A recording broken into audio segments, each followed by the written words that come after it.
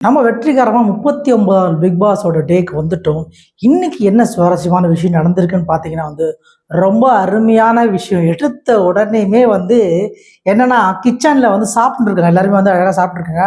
அப்போ திவாகரும், பாரும் பேசிட்டே இருக்கும்போது அவங்களுக்குள்ள முட்டிக்கிச்சு. நல்லா தான் பேசுவாங்க. ஆனா 2 பேருக்குள்ள திடீர்னு முட்டிப்பாங்க. அந்த மாரி ஒரு முட்டிக்கிற சம்பவம் நடந்தது. அதுல திவாகர் "பாரு, நான் சொல்றது தான் நீ அடிக்கடி சொல்ற பாரு. நீ சொல்றத நான் சொல்லல. நான் சொல்றது தான் நீ சொல்ற. ஏற்கனவே அந்த ஐபிஆர் அப்படின்ற டெர்மினாலஜி நீ யூஸ் பண்ண. அதே மாரி குரூப்பிசம் அப்படின்ற வார்த்தையை நீ யூஸ் பண்ண. நான் சொன்ன பிறகு தான் நீ அத யூஸ் பண்ற. அண்ணே, நீங்க சொன்னது யூஸ் பண்ணதான் இல்லைன்னு சொல்ல நானும் சொல்லியிருக்கேன் இல்லண்ணே." அடுத்த உடனே அண்ணன் தங்கச்சிக்கு ஒரு சண்டை நடக்குது.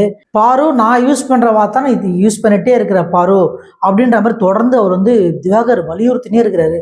"அப்பா போதும்ப்பா, விட்டுருங்கப்பா, டாஸ்க் ஆரம்பிச்சிடலாப்பான்னு" சொல்லிட்டு டாஸ்க் ஆரம்பிச்சிட்டாங்க. அதாவது இவங்க கானா சாம்ராஜ்யம், தர்பூசி சாம்ராஜ்யம் ஆரம்பிச்சாங்க. அந்த டாஸ்க் ஆரம்பிச்சிருங்கன்ட்டாங்க. இதுல என்ன டாஸ்க் அப்படின்னா இந்த இடத்துல யார் அதிகமா மகிழ்விக்கிறாங்க பார்க்கலாம் அப்படின்ட்டாங்க. சரி, ஓகே, அப்படியா, சரி பார்த்துடலாமன்னு சொல்லிட்டு மாற்றி மாற்றி காமெடி பண்ண நம்ம ஆளுங்க சொல்லவா வேணாம்.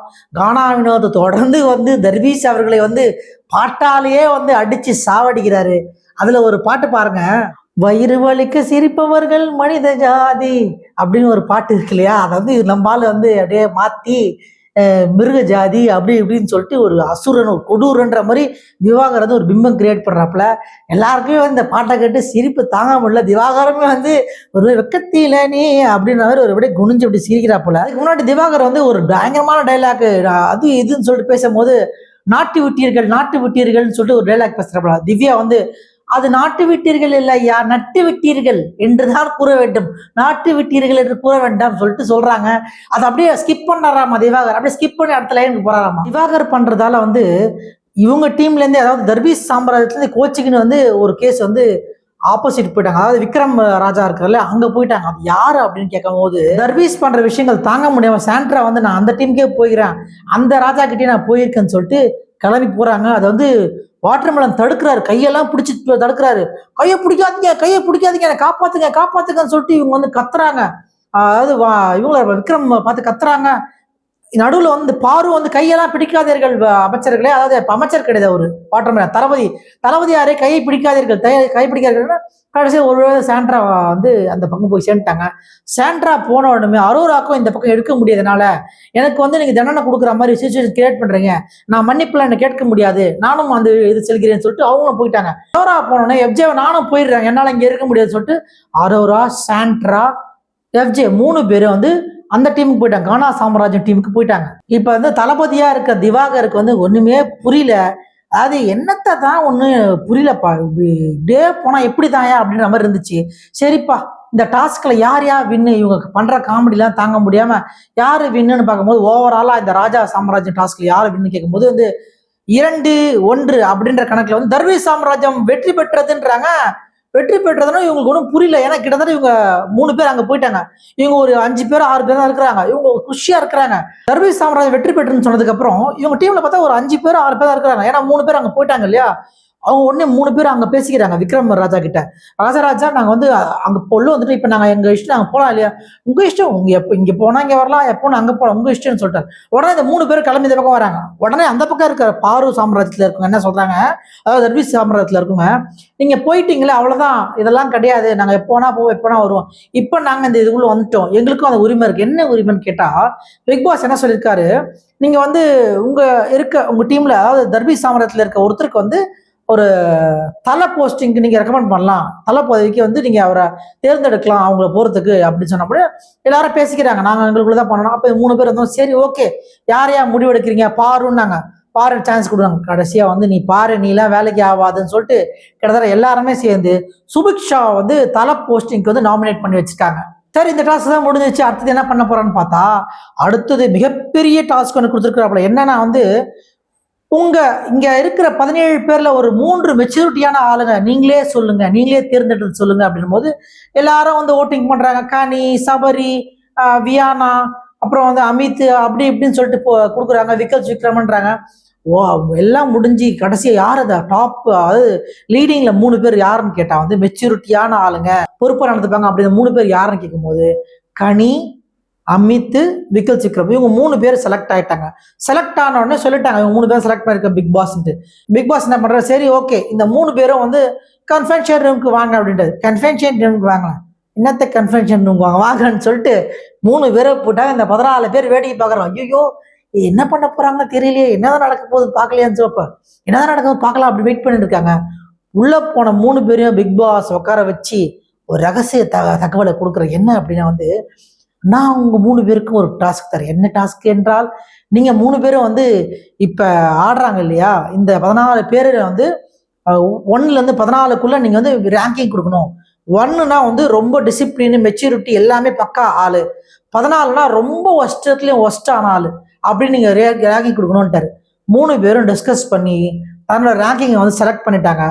செலக்ட் பண்ணிட்டு வெளில வந்து சொல்றாங்க எல்லாருக்கிட்டையும் வந்து லைன்னா 1ல இருந்து 14 வரைக்கும் நிக்க வச்சுட்டு 1ல நீ நில்லு, 2ல நீ நில்லு, 14 நில்லுன்ட்டாங்க. ஒருத்தரா சொல்லும் போது இவங்களுக்கு நிக்கும் போது வரைக்கும் தெரியல. அவங்களுக்கு எல்லாருக்குமே 14 பேருக்கும் தெரியாது. இந்த 3 பேர் போனவங்க என்ன சொல்லி அமைச்சிருக்காரு பிக் பாஸ் சொல்லிட்டு ஒருத்தரா போய் நின்ட்டாங்க. நின்ன இடத்துல வந்து பாரு 13வது இடத்துலையும் 14வது இடத்துல வந்து திவாகர் அவர்களும் நிக்க வச்சிருக்காங்க. 12வது இடத்துல வந்து வெப்ஜே அப்படின்னு சொல்லிட்டு கடைசி 3 இடங்கள் வந்து இந்த 3 பேருக்கு.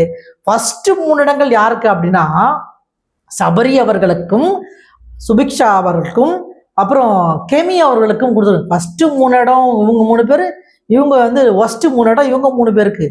ஒண்ணுமே புரியல. இவங்க அனௌன்ஸ் பண்றாங்க இப்படிதான் பிக் பாஸ் அவர்கள் வந்து சொல்ல சொன்னாரு, அந்தபடி நாங்கள் ரேங்கிங் போட்டிருக்கணும். விடுவாங்களா நம்ம திவாகரம் பாருவோம். இப்ப எஃப்ஜே வேற கூட சேர்ந்துட்டாரு. திவாகரம் பாருவோம் கொதித்து எழுந்து கத்தி கத்தி லவா லவா லவன்னு கத்துறாங்க. எப்படி நீங்க கொடுப்பீங்க, சரி எங்களுக்கு கொடுத்தீங்க ஓகே, சபரிலாம் என் மூக்கு வாயெல்லாம் ஒடிச்சு வச்சிருக்கான், அவனுக்குலாம் எப்படி கொடுத்தீங்கன்னு சொல்லிட்டு கேட்கறாங்க.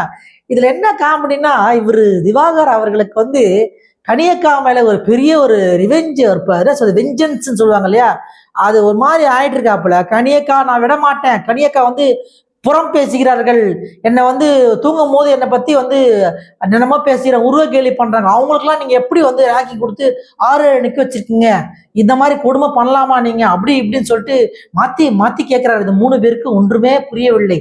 இதுல ஒன்றுமே புரியவில்லைன்னாலும் சபரி அவர்கள் வாயை மூடிக்கொண்டு அப்படியே ஓரமாக நின்று கொண்டிருக்கிறார். எதுவுமே பேச, ஐயோ நம்மளுக்கு ஒண்ணு கொடுத்துருக்கானுங்க, நம்ம எதனா வாயத்தான் வாயிலே எட்டி மிதிப்பானுங்கன்ற ஒரு பயத்திலே வந்து அப்படியே கவுக்கமா நிக்கிறா போல. நீ கவுக்கமா இருந்தாலும் உன்னை விட்டுருவாங்களா நம்ம ஆளுங்க? கடைசியில வேற திவாகர், பாரு, எஃப்ஜே 3 பேர் என்ன சும்மாவா? சபரி அவர்களே உங்க விடமாட்டார்கள் என்று அவர் பயத்திலேயே வந்து நிக்கிறா போல. சரி சரி முடிஞ்சிருச்சு, எல்லாம் உள்ள போயிட்டாங்க. உள்ள போயிட்டா முடியுமா? நம்ம கிட்ட என்ன சொன்னாங்கன்னா, முடிஞ்சிருச்சு, இதோட முடிஞ்சிச்சு, இந்த டே முடிஞ்சு சொன்னாங்க. ஆனா அதுக்கப்புறம் வந்து 24/7 நான் பார்த்தா வச்சு செய்யறாங்க. சபரி வந்து பயந்து பயந்து ரூம்லயே உட்காந்துருக்காரு. ரம்யா கிட்டே உட்காந்து பேசிட்டு இருக்காரு குசு குசுன்னு. இந்த ரம்யா வேற, எனக்கு இன்னும் மெச்சூரிட்டி இல்லையா, என்ன சபரி என்ன இப்படி பேசுற, அப்படி என்ன ரம்யா பேசுற, ஒண்ணுமே புரியல, நானே பயத்துல இருக்கேன், என்கிட்ட ஒரு ஒளரி கம்னாட்டியா, என்கிட்ட வேற ஒளரி என்ன டென்ஷன் பண்ற ரம்யான்ற மாதிரி சபரி வந்து உட்காந்துருக்காரு. இதுல வந்து ஒஸ்டா இருக்க 3 பேர் இருந்தாங்க இல்லையா, அந்த 3 பேரு, அந்த 3 பேர் தூக்கி ஜெயில போடுங்கன்ட்டு பிக் பாஸ் சொல்லிட்டாரு. ஜெயில போடணும், ஏன்டா டே எப்படி நீங்க இதை சொல்லவே இல்லையாடா, ஜெயிலுக்கு போடுறதெல்லாம் நீங்க பாட்டு இஷ்டமா செலக்ட் பண்ணி நீங்க ஜெயில போட்டு அமுச்சு விடுறீங்க, எனக்கு என்னடா அதுன்னு சொல்லிட்டு செம்மகாண்ட வந்து 3 பேரும் ஜெயில போய் உக்காந்துட்டாங்க. ஜெயில போனவங்க சுத்தி வந்து சாண்ட்ரா, திவ்யா அவங்க, அப்புறம் கெமி, இன்னும் வினோத் இவங்களாம் உட்காந்து பேசிட்டு இருக்காங்க. பேச பேச பேச பேச சபரிக்கு பயந்து போய் அப்படியே முழிச்சு முழிச்சு பார்த்துட்டு இருக்காரு.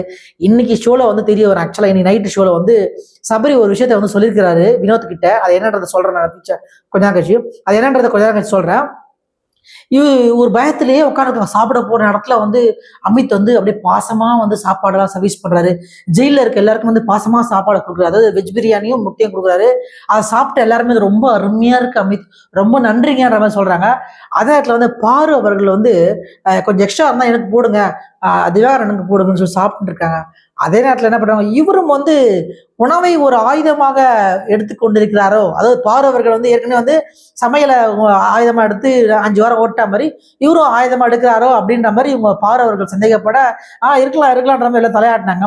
இது எப்படியோ இந்த மேட்ரு வந்து முடிஞ்சிடுச்சு. ஜெயில இருந்து வெளில வந்தார், அதாவது ஜெயிலுக்கு போனாலும் நம்ம ஆளுங்களை வாய மூட முடியாது, அதை சுத்தி ஒரு கும்பலை சேர்த்து வச்சுன்னு விடிய விடிய பேசின்னு இருக்கிறாங்க.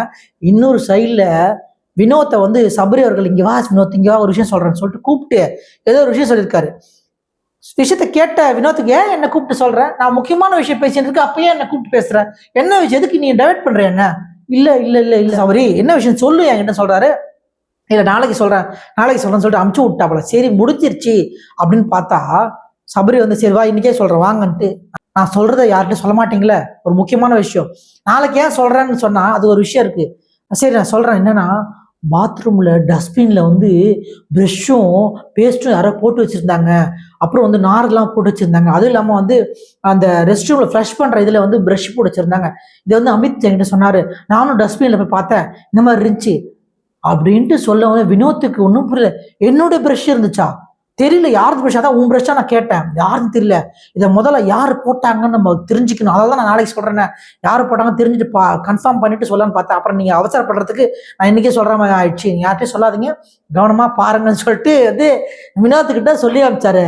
இந்த வினோத்து சும்மா இருப்பாரா, இதை இன்னைக்கே நம்ம பார்த்தா அவனை, இன்னைக்கே நம்ம வந்து அலங்கோலப்படுத்தி அவனை, அவன் பாத்ரூம்ல என் ப்ரஷ்ஷை போட்டுது, எவன் ப்ரஷ்ன்னு தெரியல, முதல்ல எவன் ப்ரஷ்ஷை போடுது இல்லை, அதை கண்டுபிடிச்சி ஆகணும்னு சொல்லிட்டு வினோத் ஓட்டவா வினோத் என்ன பண்ணிட்டாப்புல, ஊருக்கே டமராட்சி வச்சிட்டாப்புல. அந்த ஜெயிலுக்கு ஆப்போசிட்ல 5-7 பேர் உட்காந்துக்கிறாங்க, மொத்த பேருக்குமே வந்து டமரா அடிச்சு வந்து விஷயத்த சொல்லிட்டாப்புல. இந்த மாதிரி ஆயிடுச்சு, பாத்ரூம்ல யாரும் ப்ரஷ்ஷை போட்டு வச்சுக்காங்க, குப்பத்தொட்டில் பேஸ்ட் ப்ரஷ் போட்டு யாருன்னு தெரியல, கண்டுபிடிக்கணும்ட்டாப்புல.